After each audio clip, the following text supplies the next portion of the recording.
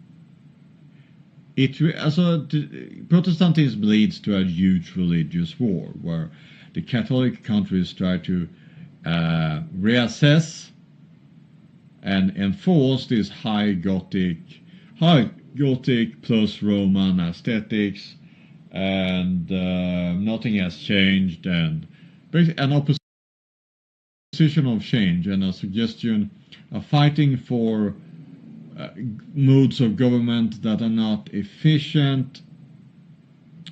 And if you are doing that, then it doesn't matter how weak the opponents are, because if your system is gradually collapsing and have more and more problems, then more and more enemies will appear. So it's just Catholicism against Europe. And I mean, the best and the brightest keep converting to Protestantism or leaving Catholic countries, and at that time, Europe is tired of religion, and the huge conflict between Catholics and Protestants, it creates this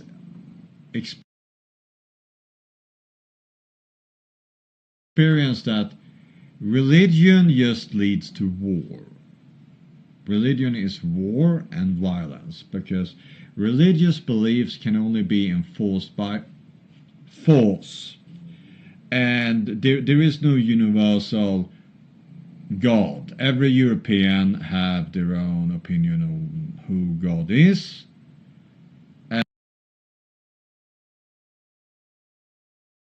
and everyone is a heretic in disguise, more or less, except for political agendas and a religious society needs religious technology and religious technological change, and then it's, as I said, religious, and then everything is dramatic, and you need a huge shift, a theological shift for everything. The Europeans were tired of witch hunts. We don't want to have witch hunts or Charlemagne's or jihad or holy war every time we change society, because up to this point, every time Europe improved or changed, it was only one way, by killing lots of people in religious wars or heresies or inquisitions or witch hunts. And finally, the Reformation, and all the people that died in the Reformations, all over different opinions about God. For 2,000 years ago, a man said we should love each other, and now we killed each other for 2,000 years over how he said it, as Monty Python said it.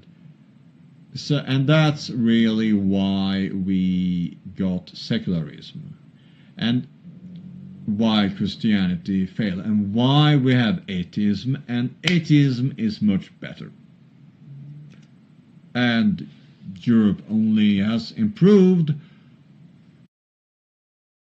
ever since, until Islam is coming back and destroying everything. Bye. Hello.